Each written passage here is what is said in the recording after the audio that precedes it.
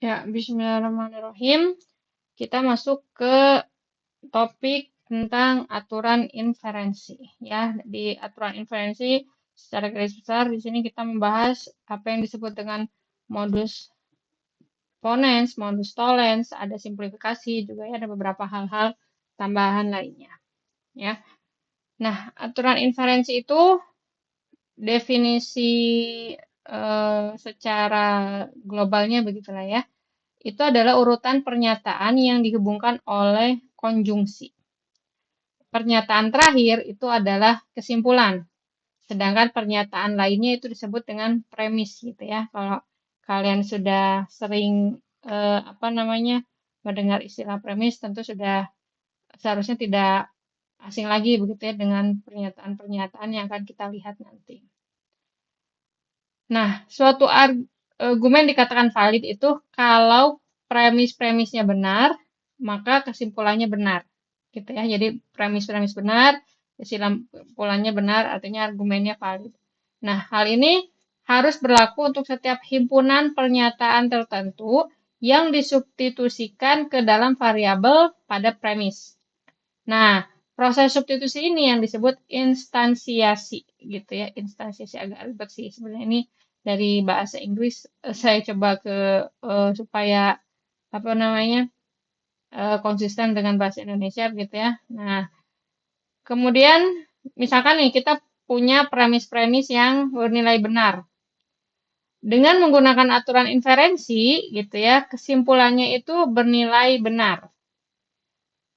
Gagasan utamanya adalah si aturan inferensi ini digunakan untuk memperoleh kesimpulan yang sah dari premis-premis yang sudah diketahui.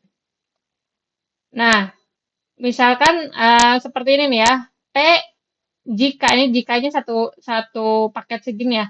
Jika P atau Q, maka P segini satu premis dan Q ini juga premis Q-nya, maka kesimpulannya adalah P gitu ya. Nah, di sini yang ini nih yang dikasih kurung ini dia disebut dengan premis mayor. Yang ini disebut dengan premis minor dan ini disebut dengan kesimpulan. Ya. Variabelnya itu adalah P dan Q.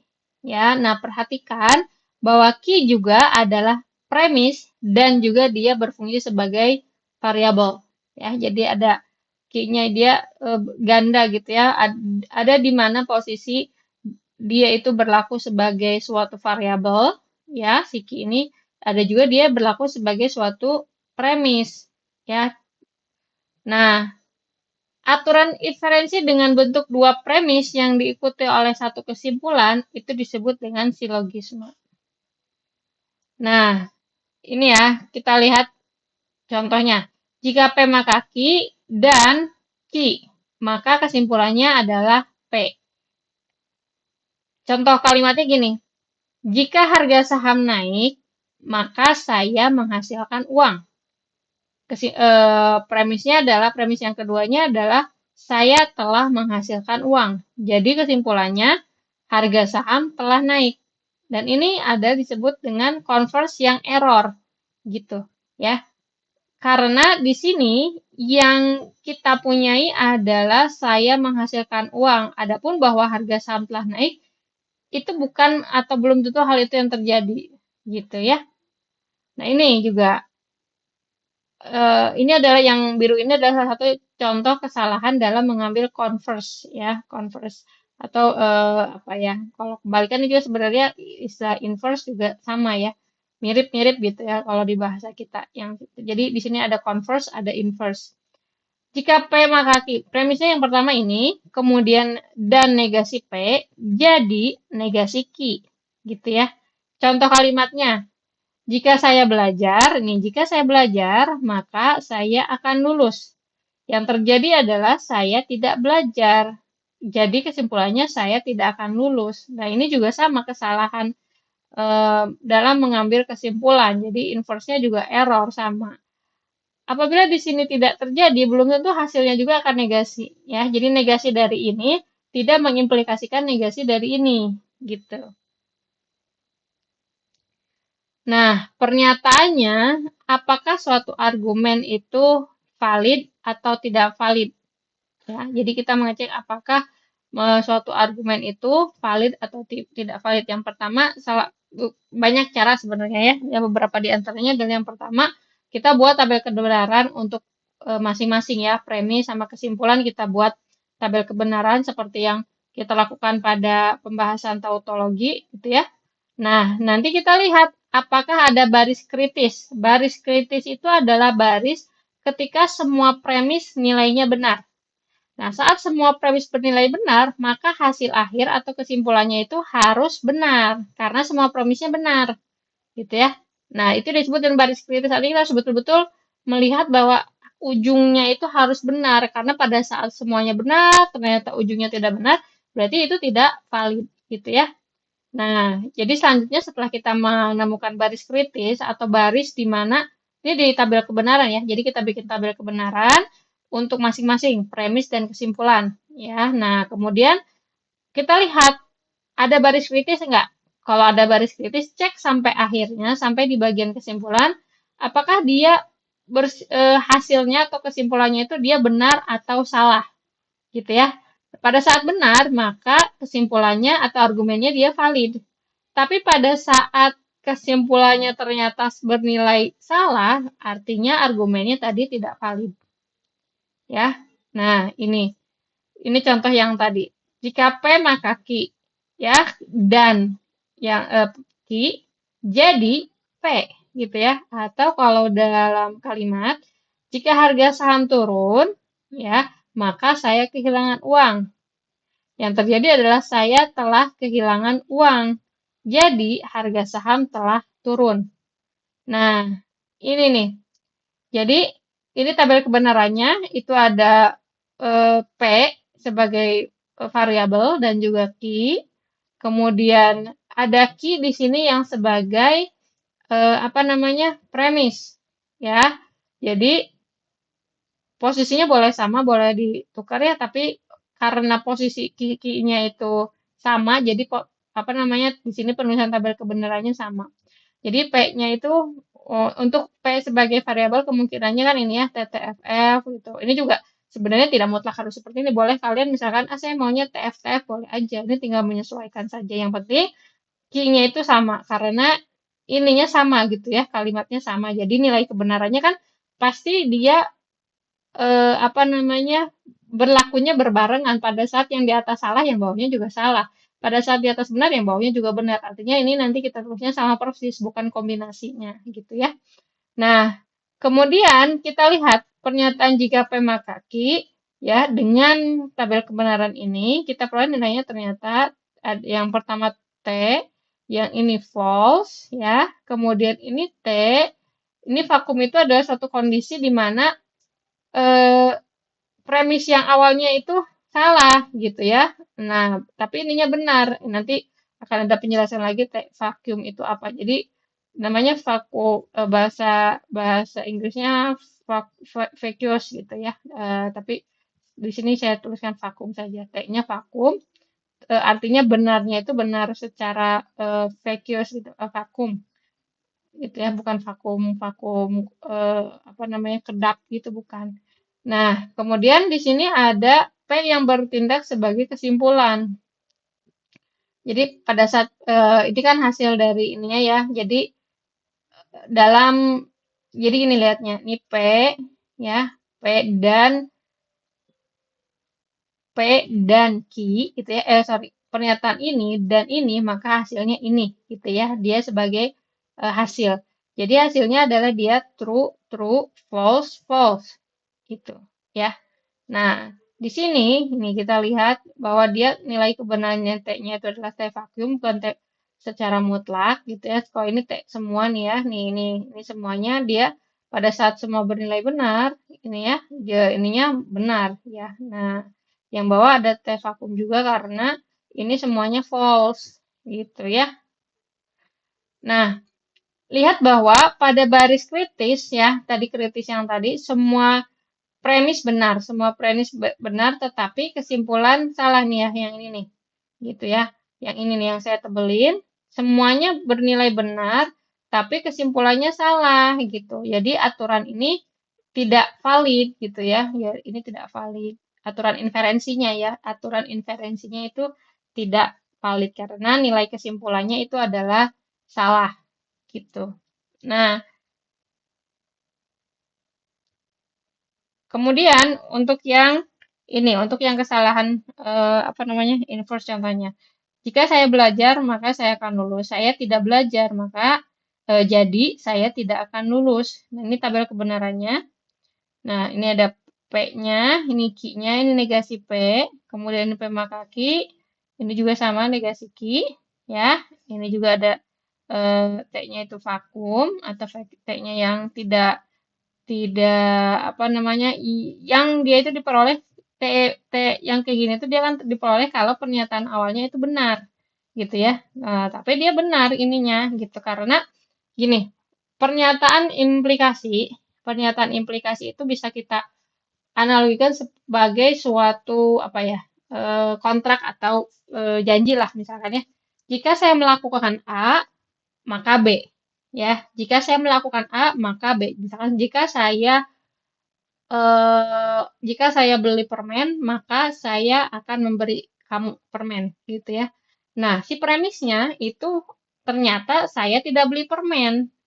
Nah, karena negasi di premis awalnya itu tidak terjadi, gitu ya. Jadi kan saya akan ngasih permen kalau saya beli gitu, tapi saya kan nggak beli permen. Nah, bukan berarti hasilnya itu harus jadi nggak ngasih permen, bisa aja tetap ngasih permen walaupun misalkan dari mungkin dia dapat dari siapa gitu ya, tetap ngasih atau tidak mengasih pun sama, artinya nilai si bagian key-nya dia akan tetap benar gitu ya. Makanya kenapa disebut dengan kondisinya vakum di sini gitu ya, karena walaupun di sini pernyataannya false gitu ya, saya tidak belajar nih, saya tidak belajar. Tetapi nilai ininya benar si apa namanya nilai kebenaran dari pernyataan implikasi ini benar karena seandainya ini pun tidak terjadi ya tetap benar gitu ini ya yang ininya mau ternyata hasilnya saya akan lulus atau saya tidak akan lulus tetap bernilai benar gitu walaupun si premisnya ternyata salah gitu ya ini analoginya saja jadi itulah kenapa di sini yang kita lihat itu adalah pada saat baris kritisnya di sini nih, baris kritisnya di sini. Ya, semuanya benar, tapi ternyata kesimpulannya salah. Jadi ini juga tidak valid. Jadi salah dalam pengambilan kesimpulan. Nah, adapun aturan inferensi yang valid ya, ini tadi contoh-contoh bagaimana kita bisa mengambil kesimpulan. Kita bisa ngecek apakah cara pengambilan kesimpulan kita ini valid atau tidak. Nah, di sini ada beberapa metode yang tadi sempat saya singgung. Yang pertama ada modus ponens, ada modus tollens, ada juga penambahan disjungtif. Disjungtif sesuai dengan namanya artinya kita melibatkan disjungsi gitu ya. Konjungtif juga konjungsi, penyertaan konjungsi.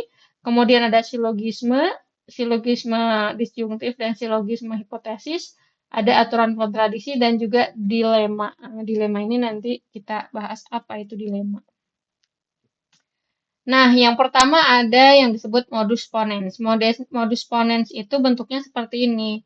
Kalau kita punya suatu pernyataan atau premis awalnya, premis yang pertamanya itu adalah jika P maka Q, kemudian kita punya premis yang keduanya adalah P, kemudian kesimpulannya adalah Q gitu. Ini disebut dengan modus ponens. Ya, contohnya, jika kamu menggelitiknya, dia akan tertawa. Ya, jika kamu menggelitiknya, jadi si P-nya nih, jika kamu menggelitiknya, Q-nya itu adalah dia akan tertawa. Yang terjadi adalah dia sedang digelitik. Maka yang terjadi tentu saja secara clear ini gitu ya. Kan ini betul terjadi. Jadi ini clear yang pasti terjadi gitu. Seperti kontrak saja. Jika A terjadi maka konsekuensinya apa yang dikontrakkan di awal itu yang terjadi gitu ya. Jadi kesimpulannya adalah dia tertawa. Nah, ini disebut dengan modus ponens. Jadi aturan pengambil kesimpulan. Jika P maka Q, yang terjadi adalah P dan P gitu ya. Jika P maka Q dan P, kesimpulannya jadi Q. Gitu. Nah, jika P maka Q, kemudian apa namanya tadi si P-nya ternyata benar-benar terjadi gitu ya, maka kesimpulannya Q-nya benar gitu ya, Q-nya benar terjadi gitu. Jadi intinya itu adalah kalau implikasi P maka Q itu benar dan P-nya juga benar, maka pastilah Q harus benar gitu ya. Ini adalah alur dari modus ponens ya. Kemudian contohnya yang ini apa yang tadi di depan ini adalah tabel kebenarannya. Ini adalah contoh tabel di mana kita lihat ini ada baris kritis true semua. Nah, kesimpulan akhirnya adalah benar ya. Nah, ini yang disebut dengan dia kebenarannya yang ini itu tidak vakum true-nya karena awalnya itu yang terjadi gitu. Jadi si P-nya memang betul-betul terjadi. Gitu. Jadi semuanya nih T semua ya. Jadi karena pada baris kritis semuanya pada baris kritisnya kesimpulannya itu benar, maka modus ponens ini merupakan suatu aturan inferensi yang valid ya, artinya kesimpulannya benar. Nah, sekarang modus tollens atau disebut juga metode negasi. Nah, berbeda dengan yang tadi, kalau yang ini pernyataan yang itunya adalah jika P maka Q, kemudian ini dan ya, jadi penghubungnya itu adalah dan negasi Q. Jadi kesimpulannya adalah negasi P. Contohnya, jika kamu membangunnya, mereka akan datang. Nah, mereka tidak datang, artinya jadi kamu tidak membangunnya, gitu ya. Nah, ini diagramnya seperti ini. Pada saat kita punya premis jika P maka Q, kemudian dan negasi Q-nya, maka yang terjadi adalah negasi dari P-nya. P-nya tidak benar. Ya, jadi pada saat ini yang dinegasikan, maka otomatis yang berlaku, yang terjadi adalah negasi dari sini. Seperti yang tadi. Jika saya punya permen, maka saya akan memberikannya, gitu ya. Itu makanya. Yang terjadi atau kenyataannya adalah saya tidak memberikan permen. Yang pasti terjadi adalah saya tidak membeli permen, gitu. Tapi bukan berarti saya tidak punya permen, gitu ya. Saya tidak membeli permen. Jika saya membeli permen, maka akan diberi. Nah, tidak diberi maka saya tidak tidak diberi maka saya tidak beli permen, gitu ya. Gitu. Jadi ini adalah alur dari modus tollens. Nah, intinya dari modus tollens itu adalah apabila jika atau implikasi P maka Q benar, tapi Q-nya salah, maka P-nya itu salah, gitu ya kesimpulannya. Nah, ini polanya modus ponens gitu ya, yang ini. Nah, yang tadi modus ini kita akan lihat ini cara membuat apa namanya tabel kebenarannya juga mirip seperti yang tadi ya. Nah, kalian bisa cek untuk yang modus tollens dan kalian bisa cek bahwa pada baris kritisnya kesimpulannya itu adalah benar. Makanya modus tollens ini merupakan argumen yang valid. Sedangkan untuk yang tadi converse error dan inverse error juga dia tidak valid gitu ya. Nah, kita juga bisa menggunakan dengan diagram Venn ya, tetapi di sini saya tidak akan membahas tentang diagram Venn. Nah, ini kita ke latihan aja langsung ya. Jika kamu tidak diam, maka saya akan menembak. Nah, kamu diam ya. Oleh karena itu, saya menembak. Nah, ini contoh termasuk ke dalam modus ponens. Nah, ya, dia menggunakan modus ponens. Kemudian, nah, ini kesimpulannya ya, saya menembak. Kamu tidak diam, saya menembak. Ini pakai modus ponens. Kemudian, jika mereka tidak yakin dengan alamatnya, maka mereka akan menelpon. Nah, mereka tidak menelpon. Oleh karena itu, mereka yakin dengan alamatnya. Ini pakai modus tollens, gitu ya. Nah, contoh lain lagi. Kalau bulan terbuat dari keju, maka hari ini adalah Rabu. Ini agak apa namanya abstrak gitu ya ininya. Jika bulan terbuat dari keju, maka hari ini adalah hari Rabu. Bulan terbuat dari keju, maka hari ini adalah hari Rabu gitu ya. Karena kan benar ininya ya. Benar maka ini pasti terjadi. Jadi dia modus ponens. Kemudian jika akar 2 rasional, maka akar 2 sama dengan A per B. Kalau dia rasional, ingat ya bilangan rasional itu adalah bilangan yang bisa dituliskan menjadi bentuk pecahan ya, penyebut dan pembilang, di mana bagian bawahnya itu, bagian yang ini itu tidak boleh sama dengan 0. Nah, untuk beberapa bilangan bulat A dan B, artinya untuk suatu bilangan bulat, ya, bisa jadi ada berbagai macam ya. Nah, kemudian yang kedua, tidak benar bahwa akar 2 itu sama dengan A per B. Ini jadi yang tidak benar itu yang bagian sini. Jadi negasi dari Q. Maka oleh karena itu kesimpulannya adalah akar 2 tidak rasional. Ini menggunakan modus tollens ya. Nah, kemudian ini saya singgung kembali tentang konjungsi dan disjungsi. Ini adalah cara lain menyatakan dan gitu ya. Disjungsi adalah cara lain menggunakan atau. Nah, kalau kita menambahkan disjungtif gitu ya dengan dari suatu premis. Dia sedang menggelitik. Kemudian kita tambahkan dengan premis lain apapun itu gitu ya. Dia sedih. Dia sedang menggelitik itu misalkan pernyataannya benar. Dia sedang sedih, pernyataannya mau apapun itu, mau dia benar, mau salah, maka sebagaimana yang sudah kita ketahui sebelumnya, kalau pernyataan disjungtif itu dia akan selalu benar asalkan salah satu dari pernyataan tersebut benar. Artinya, selama dia benar ini, kita tambahkan dengan disjungtif pernyataan apapun yang nilainya mau apapun, mau benar, mau salah, tetap hasilnya benar gitu ya. Jadi misalkan dia lapar, jadi dia lapar atau dia orang Swiss benar ini. Karena kita menggunakan penambahan disjungtif yang nilai kebenarannya itu ya akan selalu benar, yang penting salah satu benar gitu ya.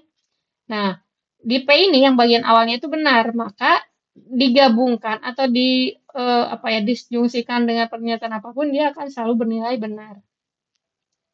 Nah, kalau Q benar, ini juga sama, P atau Q benar, yang penting kan tadi salah satu ya.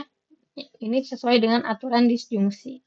Nah, sedangkan pernyataan konjungtif atau penambahan konjungtif itu sesuai aturannya dengan konjungsi ya, gitu. Jadi dia akan benar-benar kalau kedua-duanya benar. Nah, misalkan ini anjing itu bau, anjing itu tidak memiliki hidung. Jadi pada saat kita gabung, dia menjadi satu kalimat yang benar selama dua-duanya bernilai benar ya. P benar, Q benar, maka P dan Q benar gitu. Tapi kalau salah satu saja salah, ya salah gitu ya. Nah, sekarang penyederhanaan konjungtif. Jadi disederhanakan. Kalau saya punya P dan Q, dia sedih dan dia sedang makan. Jadi dia sedih, betul. Ya, jadi partikular dibuat lebih spesifik gitu ya, lebih sederhana. Jadi kesimpulannya dia sedih betul karena yang terjadi adalah dia sedih dan dia sedang makan. Dua-duanya betul. Artinya pada saat kita ambil salah satu, ya tetap bernilai betul. Ini juga sama ya. Dia lapar dan dia orang Swiss. Dia orang Swiss, betul gitu. Ya. Ini juga sama jika P dan Q benar, kemudian P benar, jadi either P benar atau Q benar gitu. Ya, ini berdasarkan sifat konjungsi. Nah, sekarang kita ke silogisme disjungtif ya atau metodenya eliminasi. Misalkan saya punya pernyataannya atau premisnya itu adalah P atau Q. Dia sedih atau dia sedang makan. Dia tidak sedih. Nah, dia tidak sedih artinya dia sedang makan gitu. Kenapa? Ya, walaupun dia ininya bernilai salah kan tetap aja ini tidak merubah apapun dan pernyataan ini dia sedang makan tetap bernilai benar gitu karena yang tadi disjungtif itu asalkan salah satu. Jadi kita eliminasi yang ininya nih. Kalau yang di bagian ini Q-nya kita eliminasi dengan cara kita negasikan pernyataannya, sedangkan ini si P-nya yang kita eliminasi dengan cara menegasikan pernyataannya, gitu ya. Dia lapar atau dia orang Swiss. Nah, kenyataannya dia bukan orang Swiss, artinya dia lapar, gitu. Ya, jadi ingat kembali bahwa aturan disjungsi itu asalkan salah satu bernilai benar gitu, maka dia bernilai benarnya. Kalau dua-duanya benar ya boleh saja gitu. Nah, ini kalau tiga. P atau Q, benda itu biru, benda itu merah, biru atau hijau. Di sini kalimatnya sudah disederhanakan, disesuaikan dengan kalimat kita seperti biasa. Kalau kalian mau menuliskannya sesuai dengan notasi matematisnya boleh saja. Misalkan jadi gini, benda itu merah atau biru atau hijau itu boleh. Ya, mau disederhanakan yang pakai simplifikasi. Disederhanakan seperti di kalimat bahasa Indonesia yang biasa kita pakai gitu ya. Kalau ada lebih dari dua katanya, maka kata ataupun dan ya itu kan cuma sekali ditulisnya, nggak jadi atau gitu ya, nggak dan tapi cukup satu saja, kemudian yang lainnya pakai koma.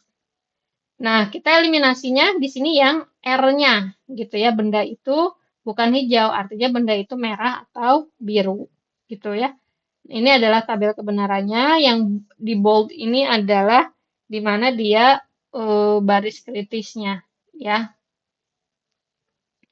Nah, pada semua baris kritis kesimpulan P atau Q ini benar. Jadi argumennya itu valid ya. Nanti kalian boleh modifikasi lagi tabelnya sebagaimana kalau kalian nyaman urutannya ya gitu ya. Nanti silahkan dicoba kembali.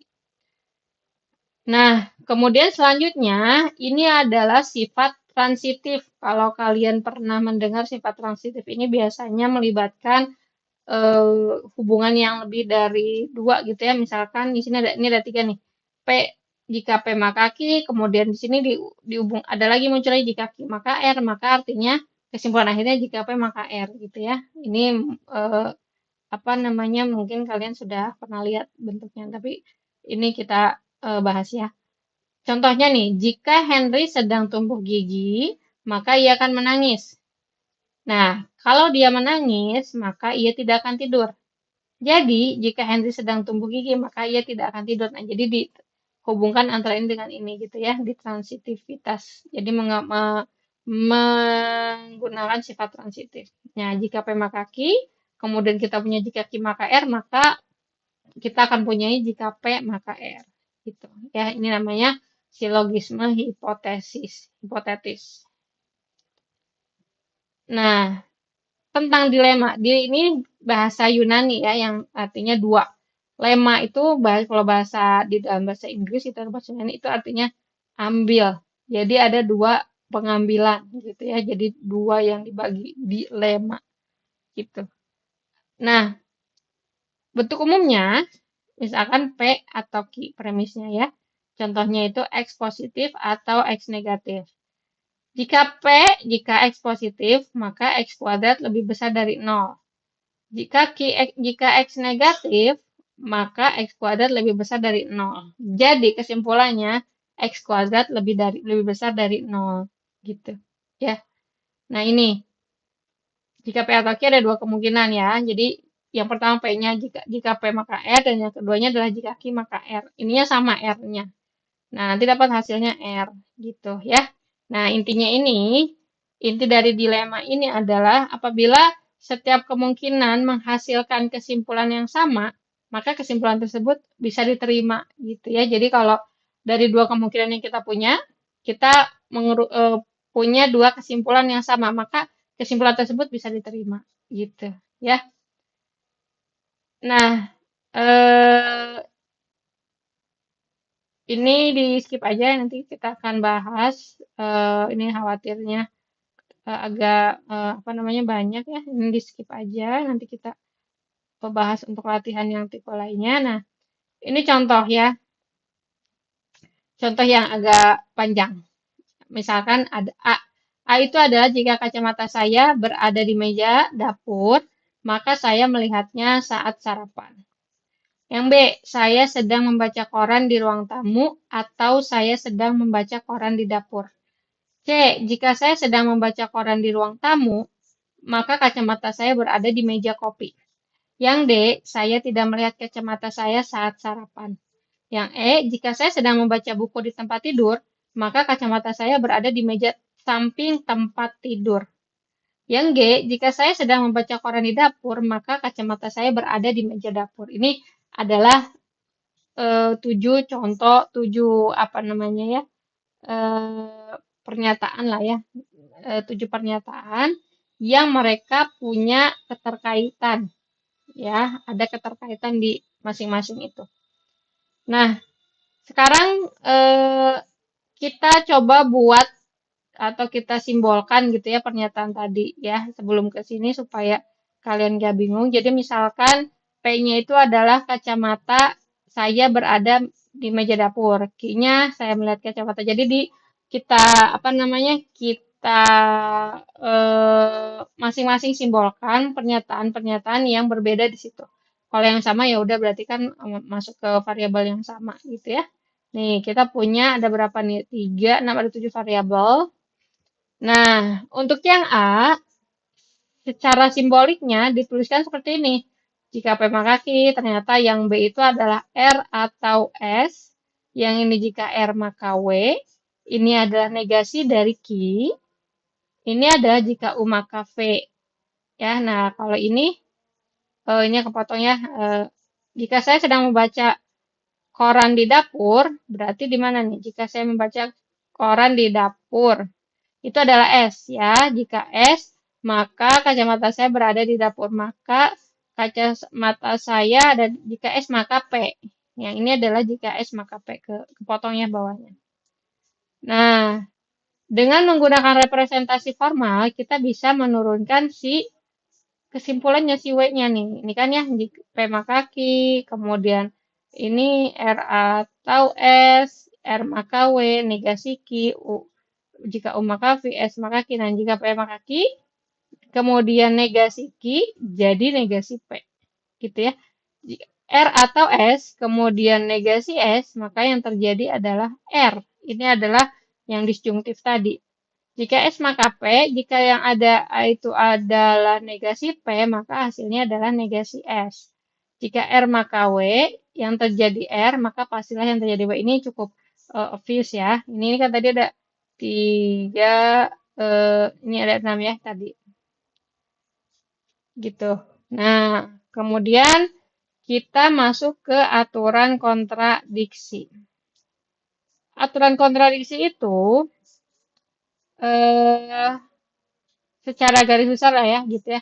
Apabila kita bisa menunjukkan bahwa suatu pengandaian atau pernyataan P salah, kemudian menghasilkan kontradiksi, maka kita dapat menyimpulkan bahwa pernyataan P benar gitu ya. Ini sempat juga saya singgung di beberapa pertemuan yang lalu. Jadi kalau kita ingin membuktikan suatu pernyataan itu benar, tapi kadang-kadang apabila dilakukan melalui cara yang lurus gitu ya, itu agak sulit, maka kita gunakan dengan aturan kontradiksi. Jadi kita andaikan bahwa kesimpulannya salah.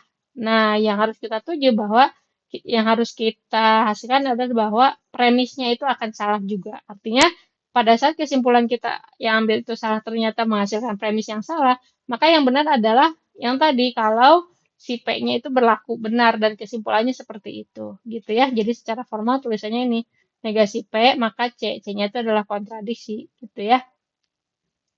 Nah, ini andaikan P benar. Nah, kontradiksinya itu bisa saja berkontradiktif atau berlawanan dengan apa yang ada diasumsikan di awal atau berlawanan dengan apa yang dimisalkan beriringan dengan kontradiksi pengandaian kita tersebut. Jadi ada kalimat yang kontradiktif lah gitu ya. Tidak mesti harus kembali ke asumsinya atau premis yang awalnya gitu ya.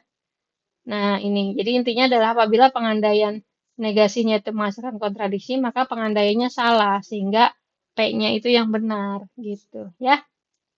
Nah, ini masih mirip dengan yang Ksatria dan Knave yang kemarin atau penipu. Cuman sedikit berbeda saja pernyataannya gitu ya. Nah, si A-nya, jadi satu pulau dihuni oleh suatu kesatria dan penipu. Penipunya itu kan ya sama ya selalu berbohong, kalau kesatria selalu jujur. Nah, misalkan Anda ketemu dengan dua penghuni di pulau tersebut, ada A dan B. Si A-nya bilang bahwa B itu seorang kesatria. Nah, sedangkan si B bilang A-nya tidak sama dengan saya. Pernyataannya, apa si A dan B ini? Apakah mereka kesatria, ataukah knave, atau penipu, atau dua-duanya kesatria, atau dua-duanya penipu, gitu ya. Nah, sekarang kita pakai pengandaian ya atau kontradiksi. Andaikan A adalah seorang kesatria. Kalau A seorang kesatria, berdasarkan asumsi-asumsi tadi yang udah diketahui ya, maka kita bisa bilang bahwa apa yang dikatakan oleh A itu benar karena kesatria itu selalu jujur. Kemudian artinya ya tadi kan dari apa yang A sampaikan, maka kita bisa simpulkan bahwa B-nya juga seorang kesatria. Nah, maka kalau B kesatria, maka dia berkata jujur, gitu ya. Nah, artinya A dan B punya eh, eh, tipe yang berlawanan gitu ya. Nih kita lihat di contohnya lagi. Nah, B-nya adalah A-nya kan tadi jujur, A-nya kesatria. Jadi dia bilang B seorang kesatria, tapi eh, B bilang A-nya tidak sama dengan saya gitu ya. Dan ini kan yang kontradiksi, katanya tidak sama. Tapi ternyata ternyata sama kalau kita mengandaikan A-nya adalah seorang kesatria. Artinya A dan B ini nggak mungkin dua-duanya kesatria gitu ya. Nah, jadi pengandaian bahwa A itu kesatria adalah salah. Maka yang benar adalah A-nya penipu. Nah, sekarang kita bisa lihat, kita runutkan lagi. Karena A berbohong, maka B-nya bukan kesatria. Maka B juga adalah penipu. Dan hasil akhirnya adalah A dan B keduanya adalah penipu. Gitu ya. Itu adalah cara kita mencari kesimpulan dengan menggunakan kontradiksi. Nah, ini juga contoh lainnya ya. Apabila John Lennon itu adalah bintang rock, maka John Lennon memiliki rambut merah. Nah, John Lennon adalah bintang rock, gitu ya.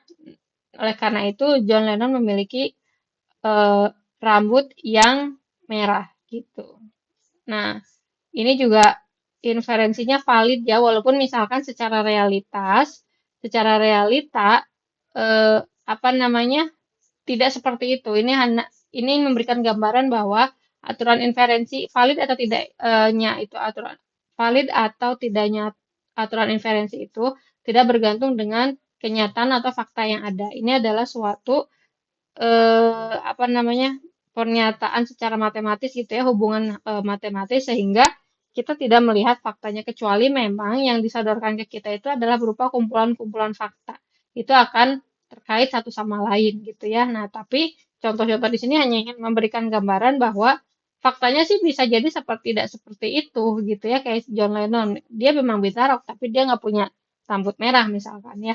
Nah, tapi inferensinya tetap valid gitu ya. Jadi validitasnya itu di sini kita berbicara tentang bentuk penalarannya, bukan tentang kebenaran faktual atau secara nyata di lapangan gitu ya. Ini juga sama. Jika New York adalah kota besar, maka New York memiliki gedung-gedung tinggi. New York itu memiliki gedung-gedung tinggi. Oleh karena itu, New York adalah kota besar. Kesimpulannya ini merupakan pernyataan yang benar, dan cara memperoleh kesimpulan tersebut menggunakan argumen yang tidak valid berdasarkan kesalahan umum yang disebut dengan tadi kesalahan converse gitu ya. Nah, di sini ada catatan penting bahwa kesimpulan yang benar itu tidak selalu berasal dari argumen yang valid juga gitu ya. Jadi walaupun argumennya tidak valid juga bisa menghasilkan kesimpulan yang benar.